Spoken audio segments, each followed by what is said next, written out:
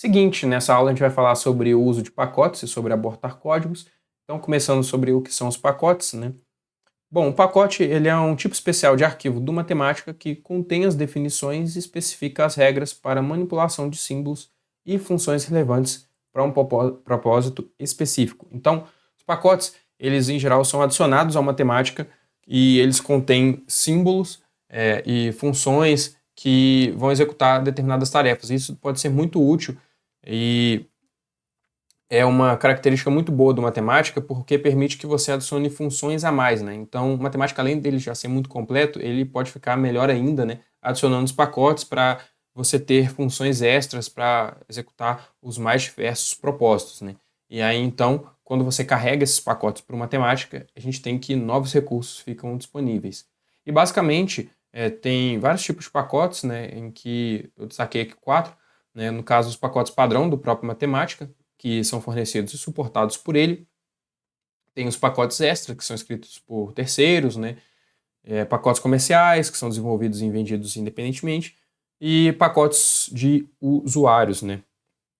Bom, de forma geral, basicamente tem dois pacotes que a gente usa muito, dois tipos de pacotes que a gente usa muito, né? Os padrões do Matemática e os que são desenvolvidos por terceiros, né? E esses desenvolvidos por terceiros, eles podem ser encontrados nesse, nesse site aqui da Wolfram, né? Wolfram Library Archive. Se vocês derem um Google nesse Wolfram Library Archive aqui, vocês vão encontrar lá diversos pacotes associados às mais diversas áreas para executar as mais diversas funções. Então, tem muita coisa lá interessante que não tem construído na matemática, mas que pode ser obtida através dos pacotes que tem lá.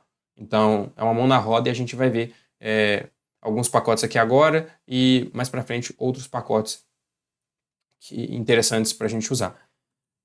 Bom, falando então sobre os pacotes padrão do Matemática, né? A gente tem que uma lista completa dos pacotes seria assim inviável fazer, né? Mas vocês podem olhar na pasta de vocês do Matemática, onde está o arquivo do Matemática. Vocês vão lá e procurem uma pasta chamada addons e dentro dessa pasta vai estar a pasta packages. Lá vai estar os pacotes do Matemática, né? E esses pacotes, eles são arquivos com essa extensão aqui, né? Aí vocês podem dar uma olhada nos pacotes disponíveis. Falando agora sobre contextos, né? O que acontece? Os símbolos do Matemática, eles são definidos dentro de um contexto, tal qual a gente tem nas linguagens humanas, né? Em que, por exemplo, uma palavra ela pode significar uma coisa em um contexto, mas outra coisa em um determinado contexto. Então, o contexto em que a gente fala as coisas é importante não só na língua humana, como também para o Matemática, né? E, de forma geral, aqui, quando a gente inicializa o núcleo, né, ou seja, quando a gente começa uma sessão no Matemática, a gente tem que dois contextos são carregados por padrão. No caso, o system e o global. Só que pode ter outros contextos disponíveis, né, dependendo do que você tem aí na sua pasta de inicialização. Então, por exemplo, se você quiser saber quais contextos você tem disponíveis, use a variável context_path, que ela vai te passar os contextos atuais, né, disponíveis para você. Em que, no caso, os símbolos, né, encontrados pela matemática, eles são interpretados procurando no caminho do contexto por informações sobre aquele símbolo, né? Ou seja, vamos pegar um símbolo aqui, x, né, e definir ele como sendo 2. Eu defini x igual a 2, e aí eu vou perguntar para a matemática o que é x, né? Repara que ao ele falar o que é x, ele fala o contexto em que x está definido, que é o contexto global, né? E ele também fala a sua definição. Então, o x possui esse valor nesse contexto aqui, né? Possui essa definição, perdão, nesse contexto. Agora, a gente pode também obter o contexto no qual um símbolo está definido usando simplesmente a função context, né? Em que a gente vê aqui que o x está definido no contexto global. Agora, as variáveis de sistema, né, como por exemplo context_path e funções do matemática, como por exemplo a map, né, estão definidas no contexto system, né, porque são funções do próprio matemática, né, do sistema do matemática. Agora, carregar um pacote vai adicionar contextos novos e com isso introduzir símbolos novos, né, que vão ser definidos dentro desses contextos.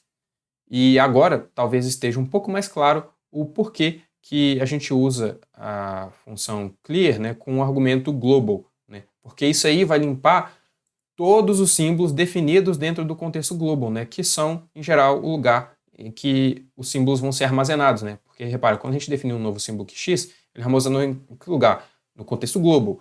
Então, é interessante a gente limpar esse contexto, né, no caso que a gente vai, por exemplo, começar a trabalhar num notebook, né, já tem várias coisas escritas ali nele e tal. Bom, sobre carregar um pacote.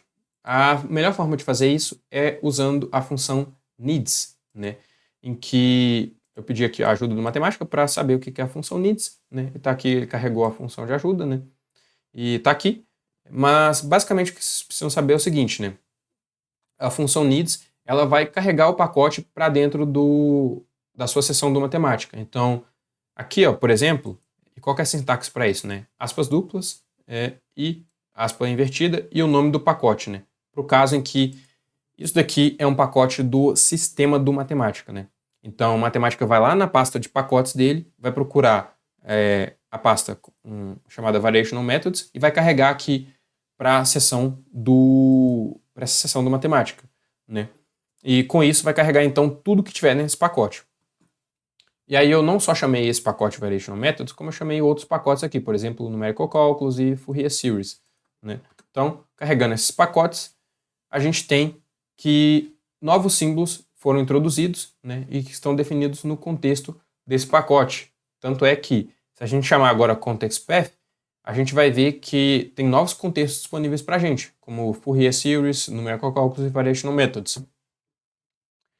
Agora, a gente pode ver o que tem dentro desses pacotes, né? Os símbolos que tem dentro desses pacotes, as funções que tem lá dentro, que podem ser úteis para a gente. Então vamos perguntar aqui para o matemático o que tem dentro do Variational Methods, né? Em que a gente faz isso usando interrogação, aspa invertida aqui, né? E o asterisco. Aí repara que o matemático ele fala para a gente que dentro desse pacote aqui tem essas funções, né? Em que se eu, por exemplo, pegar essa daqui, ó, clicar nela, eu vejo o que ela faz, né?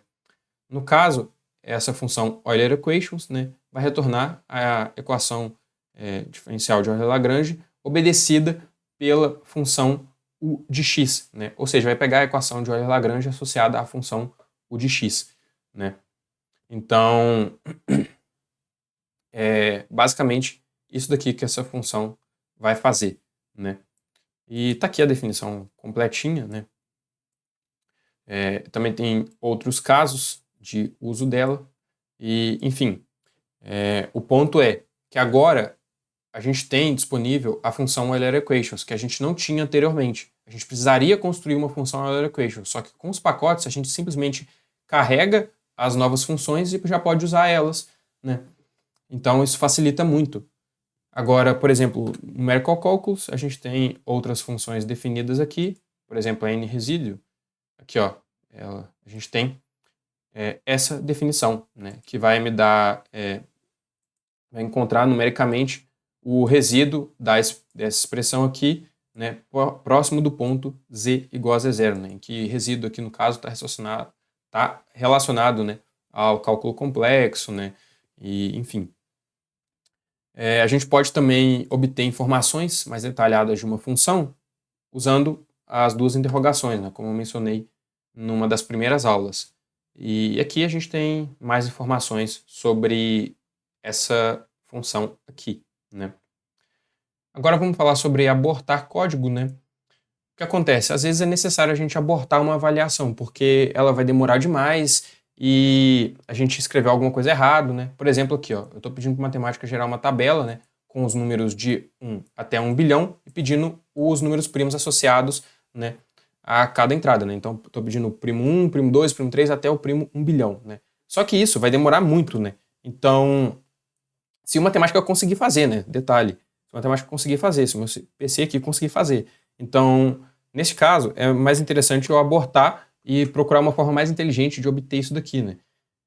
Eu estou dando um exemplo simples, né? Mas, em geral, às vezes a gente constrói um código errado e avalia de forma errada e a gente precisa abortar o código, né? Nesse caso aqui é simplesmente uma questão de poder computacional, né? Na matemática computar esse tanto de primo aqui, né?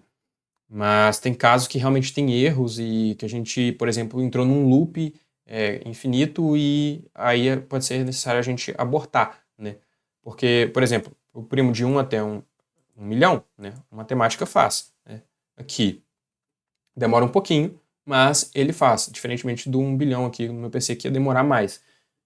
Então, no caso, dê preferência a abortar uma avaliação em vez de encerrar o núcleo completamente, né? Ou seja, vir aqui em Evaluation e Quit Kernel Local, né?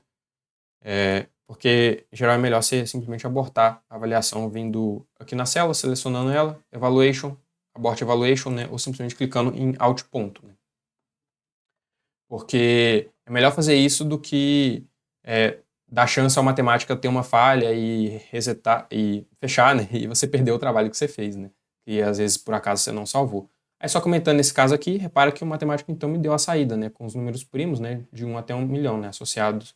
No caso então a gente tem o primo 1, primo 2, primo 3 até o primo de 1 milhão, né? E por hoje é só. Vejo você na próxima aula.